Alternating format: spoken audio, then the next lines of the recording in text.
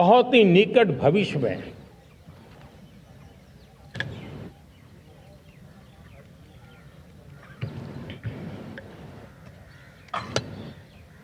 मेरे प्यारे देशवासियों, बहुत ही निकट भविष्य में महान समाज सुधारक महात्मा ज्योतिबा फुले जी की 200वीं जयंती आ रही है। हम उस जयंती के समारोह शुरू करने जा रहे हैं और महात्मा ज्योतिबा फुले के सिद्धांत, उन्होंने जो मंत्र दिए, उसमें हमारे लिए प्रेरणा है। पिछड़े को प्राथमिकता, पिछड़े को प्राथमिकता देते हुए हम परिवर्तन की ऊंचाइयों को प्राप्त करना चाहते हैं। हम इसके लिए परिश्रम की पराकाष्ठा करना चाहते हैं। हम पारदर्शी नीतियों के द्वारा पिछड़ों को प्राथमिकता, ये हम धरती पर उतारना चाहते हैं, हर पिछड़े के जीवन में उतारना चाहते हैं।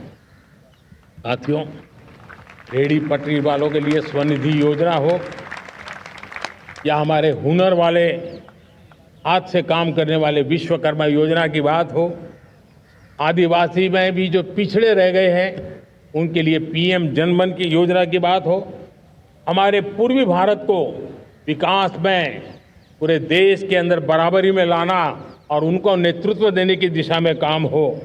हम सिर्फ समाज पिछड़े हो उनकी चिंता तक अटकने वाले नहीं है। जो क्षेत्र पिछड़े हैं उनको भी हम प्राथमिकता देना चाहते हैं। जो जिले पिछड़े रहे हैं हम उनको प्राथमिकता देना चाहते हैं। जो ब्लॉक पिछड़े रहे हैं उनको प्राथमिकता देना चाहते हैं। हमने 100 एस्पिरेशनल डिस्ट्रिक्ट, 500 एस्पिरेशनल ब्लॉक, उसी मिशन में काम किया है। हमने पूर्वी भारत के विकास के लिए हजारों करोड़ रुपए के इंफ्रास्ट्रक्चर के प्रोजेक्ट को बल दिया है। हमने पूर्वी भारत के जीवन को बदल करके देश की विकास यात्रा में भागीदार बनने का, मेरे प्यारे देशवासियों, जीवन हर क्षेत्र में विकास होना चाहिए। विकास के लिए खेल का भी महत्व होता है और मुझे खुशी है कि एक जमाना था जहाँ बच्चे खेल में अगर समय लगाते हैं तो माँ बाप ज़्यादा पसंद नहीं करते थे। आज एकदम से उलट गया है। अगर बच्चे खेलकूद में आगे आते हैं, रुचि लेते हैं, तो माँ बाप गर्व से भर जाते हैं। मैं इसे एक शुभ संकेत मानता हूँ। मेरे देश के परिवार के अंदर खेल को प्रोत्साहन का वातावरण मैं देखता हूँ, मेरा मन गर्व से भर जाता है। मैं इसे देश के भविष्य के लिए बहुत शुभ संकेत मानता हूँ। और साथियों, इस खेल को बढ़ावा देने के लिए हमने नेशनल स्पोर्ट्स पॉलिसी, कई दशकों के बाद हम देश में खेलो भारत नीति को लेकर के आए हैं ताकि खेल जगत का सर्वांगीण विकास का प्रयास हो। स्कूल से लेकर के ओलंपिक तक हम एक पूरा इकोसिस्टम डेवलप करना चाहते हैं, चाहे कोचिंग की व्यवस्था हो, फिटनेस की बात हो, खेल के मैदान हो, खेल की व्यवस्थाएं हो, खेल के लिए आवश्यक साधन हो, लघु उद्योगों को भी खेल के साधन बनाने में मदद करने की बात हो। यानी एक प्रकार से पूरा इकोसिस्टम हम दूर दराज के बच्चों तक पहुंचाना चाहते हैं।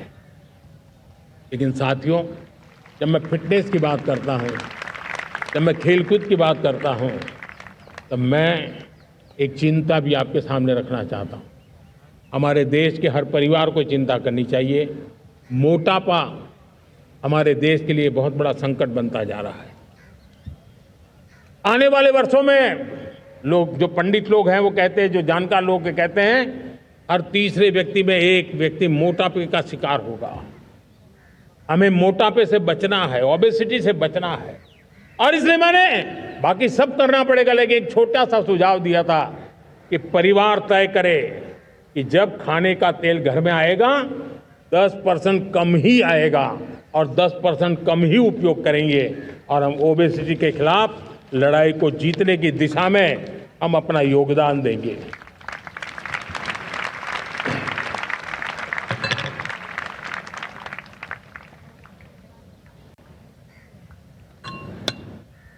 मेरे प्यारे देशवासियों, हमारा देश भाग्यवान हैं। हजारों साल की विरासत के हम धनी हैं और वो हमें निरंतर ऊर्जा मिलती है, प्रेरणा मिलती है, त्याग और तपस्या की राह मिलती है। आज गुरु तेग बहादुर, यह वर्ष गुरु तेग बहादुर जी का 350वां शहीदी वर्ष है। देश की संस्कृति की रक्षा, भारत के मूल्यों की रक्षा के लिए उन्होंने अपना सब कुछ न्योछावर कर दिया। मैं आज उनको नमन करता हूं।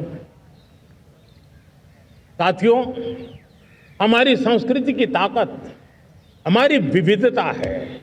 हम विविधता को सेलिब्रेट करना चाहते हैं। हम विविधता को सेलिब्रेट करने की आदत बनाना चाहते हैं। यह हमारा गौरव है। यह हमारा भारत माँ का यह बगीचा कितने विविध प्रकार के फूलों से सजा हुआ है, कितनी विविधताएं हैं। ये विविधता हमारे लिए एक बहुत बड़ा, हमारी विरासत है, बहुत बड़ा गौरव है। हमने प्रयागराज के महाकुंभ में देखा भारत की विविधता को कैसे जिया जाता है। एक स्थान पर करोड़ों लोग, एक ही भाव, एक ही प्राण, एक ही प्रयास, दुनिया के लिए बहुत बड़ा अजूबा है। महाकुंभ की वो सफलता भारत की एकता की, भारत के सामर्थ्य की दुहाई देती है। साथियों, हमारा देश भाषाओं की विविधता से बहुत ही भरा हुआ है, पुलकित है। और इसीलिए हमने मराठी, असमिया, बांग्ला, पाली, प्राकृत को क्लासिकल लैंग्वेज का दर्जा दिया है।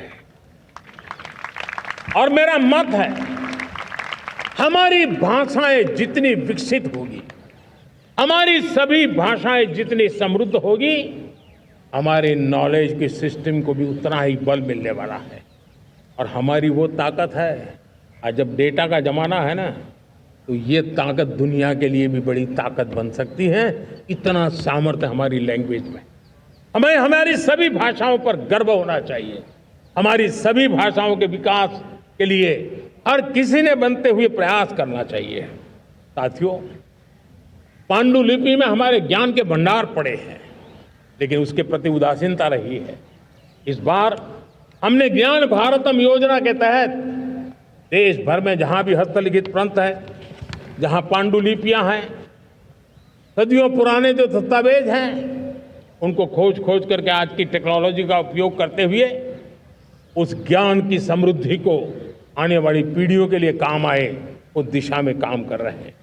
मेरे प्यारे देशवासियों, हमारा स्पष्ट मत है, यह देश सिर्फ सरकारें नहीं बनाती है, ये देश राज सत्ता पर विराजमान लोग ही नहीं बनाते हैं, ये देश शासन की धुरा संभालने वाले नहीं बनाते हैं।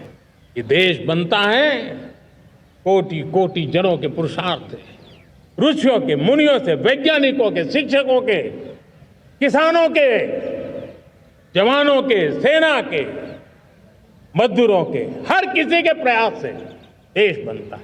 हर किसी का योगदान होता है, व्यक्ति का भी होता है, संस्था का भी होता है।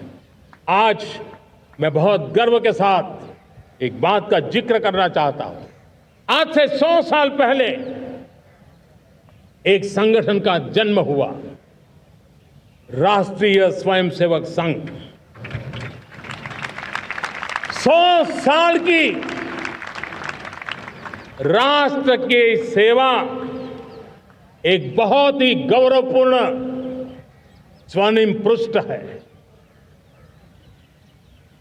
व्यक्ति निर्माण से राष्ट्र निर्माण के संकल्प को लेकर के 100 साल तक मां भारती का कल्याण का लक्ष्य लेकर के लक्षावधि स्वयंसेवकों ने मातृभूमि के कल्याण के लिए अपना जीवन समर्पित किया है। सेवा, समर्पण, संगठन और अप्रतिम अनुशासन, ये जिसकी पहचान रही है, ऐसा राष्ट्रीय स्वयंसेवक संघ दुनिया का ये सबसे बड़ा एनजीओ है एक प्रकार से। 100 साल का उसका समर्पण का इतिहास है। आज लाल किले की प्राचीर से 100 साल की इस राष्ट्र सेवा की यात्रा में योगदान करने वाले सभी स्वयंसेवकों को आदरपूर्वक स्मरण करता हूं और देश गर्व करता है राष्ट्रीय स्वयंसेवक संघ की इस 100 साल की भव्य समर्पित यात्रा को और हमें प्रेरणा देता रहेगा।